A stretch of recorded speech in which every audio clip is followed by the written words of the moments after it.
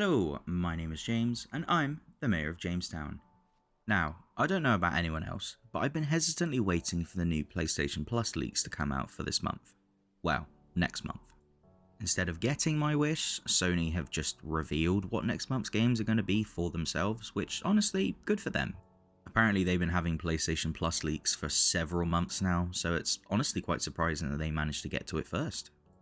Anyway, moving on from that, we've got the free games that are going to be released for PlayStation Plus of February 2022. First up, we've got probably the most derisive of the free, and that's going to be Planet Coaster. Now, the derisive problem isn't the fact we're getting Planet Coaster. Planet Coaster itself is a very solid game that a lot of people seem to enjoy.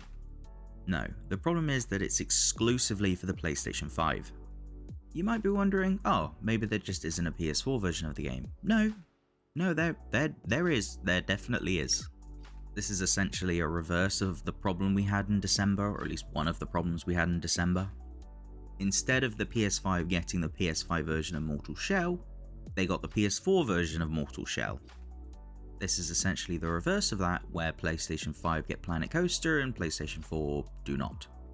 So I imagine most people that don't own a PS5, which is most of Sony's customer base at the moment, are going to be rather unhappy with this one, and understandably so. They're being shafted a free game. Moving on from that debacle, we've got the next game on the list, which is Tinytinas Assault on Dragon Keep, a Wonderlands one-shot adventure. My god, that is a mouthful. This one is essentially a standalone version of one of Borderlands 2's best DLCs. I've only ever heard positive about Tinytinas Assault on Dragon Keep. People seem to love it, and it's such a sort of unique DLC, at least to Borderlands anyway. It's your typical Borderlands affair, but with a fantasy D&D sort of overtone, and people seem to really like it. If you didn't enjoy Borderlands before, you're not going to enjoy it with this one, but for those that do enjoy the series, there's something to be had here. But just to reiterate again, the game is essentially just standalone DLC from Borderlands 2, so don't expect, 180-hour playthrough like you would any other Borderlands title. Moving on from that one, we've got the last one on the list, which is UFC 4. Now you're going to have to bear with me here because I don't know much about UFC, let alone the video game, so this is a new one for me. UFC 4 was released back in 2020 in mid-August, and it's a UFC game. You beat people up. Not really too sure what else to say on the matter. If you like UFC, these games are going to be great for you. If you like realistic fighting games, UFC is also going to be great for you. If you don't like sports games at all, then this is awful for you. I must admit, it's quite brave of Sony, despite facing the recent sort of backlash they've been receiving as a result of PlayStation Plus, and people claiming they're not getting their value, to give you a free sports game with one of their PlayStation Plus months. Very brave.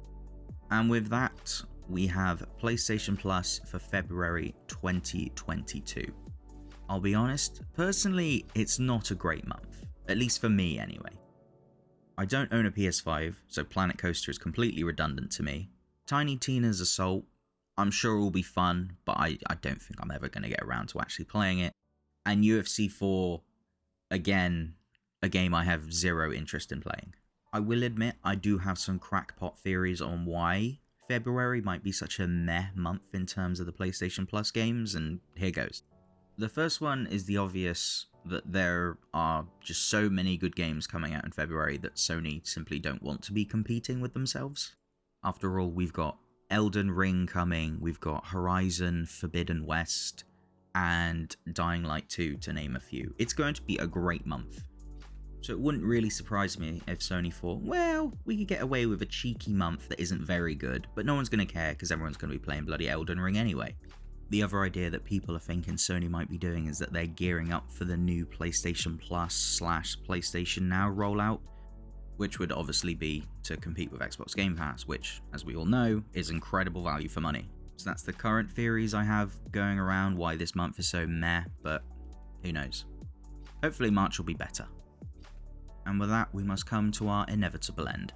Let me know what you think about this month's games down in the comments below.